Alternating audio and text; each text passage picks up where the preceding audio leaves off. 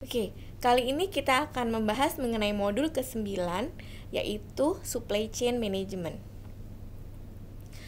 Apa yang dimaksud dengan supply chain atau rantai supply? Itu sebetulnya adalah merujuk pada aliran material, informasi, uang dan jasa, mulai dari bahan baku supplier atau raw material supplier, kemudian dia melalui proses pabrikasi atau manufacturing, kemudian produk jadi yang dihasilkan akan dibawa ke warehouse dan disalurkan kepada konsumen atau customer.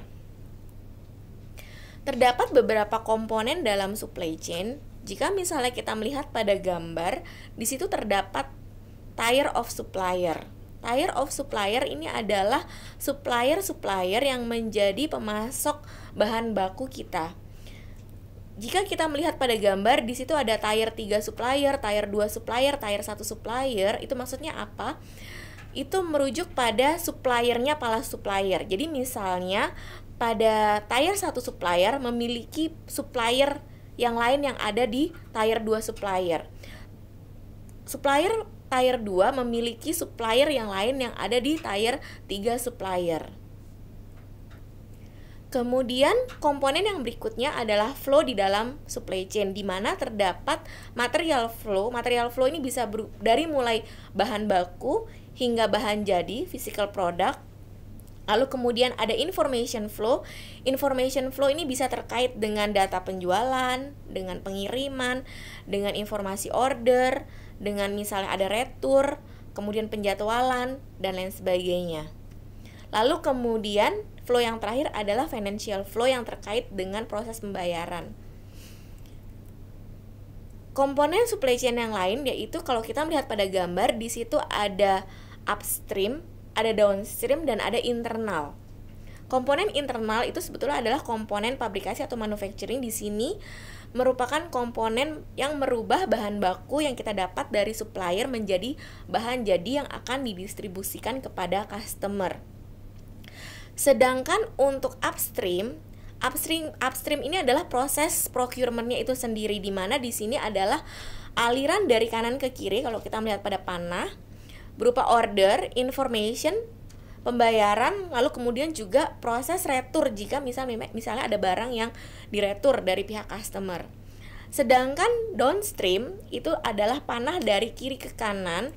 Di situ adalah merupakan aliran produk, pendistribusian jasa, serta pendistribusian informasi.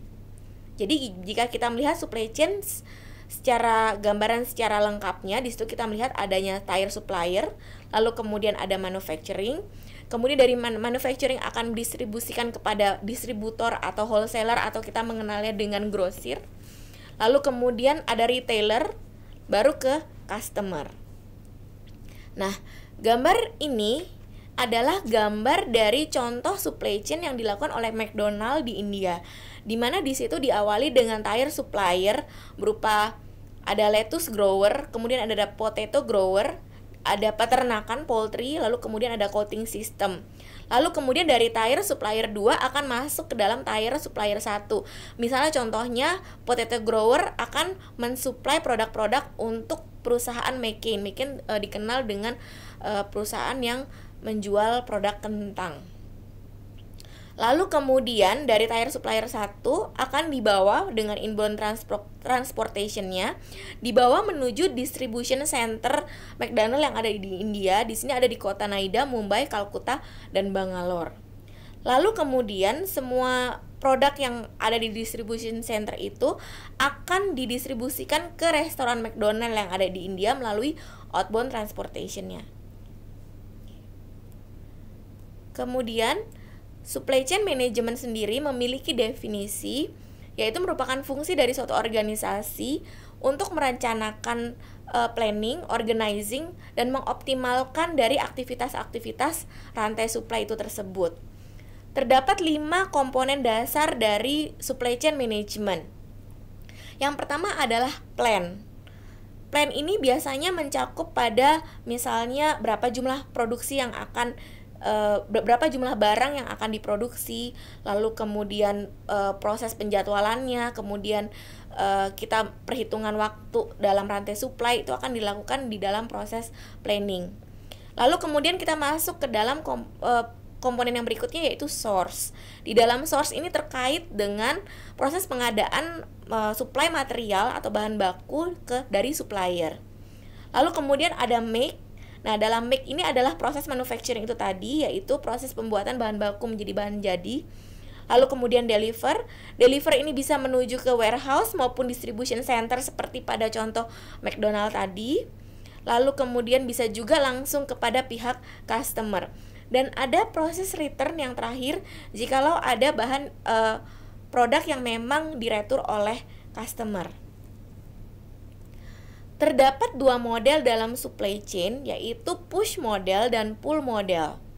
Di dalam push model ini dikenal juga dengan make to stock. Jadi organisasi itu membuat produk, lalu kemudian dia akan mendorongnya ke customer atau menjualnya ke customer.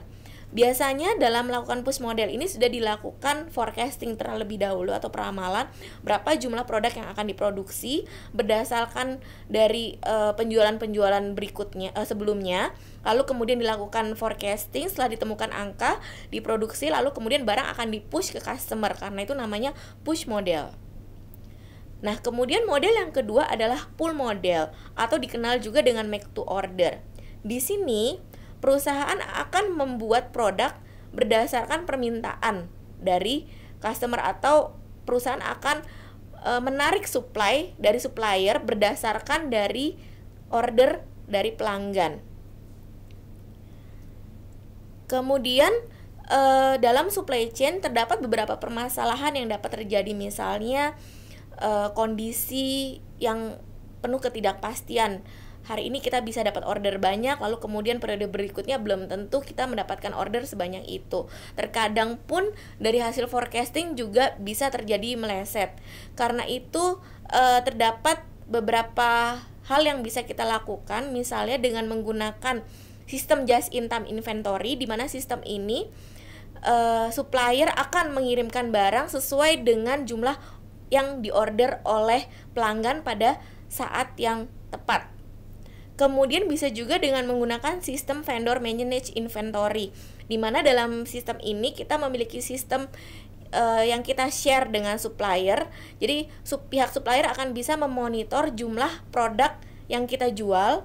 Lalu kemudian pada saat misalnya produk itu jatuh pada level tertentu, maka supplier akan mengganti produk itu atau mengirimkan produknya lagi.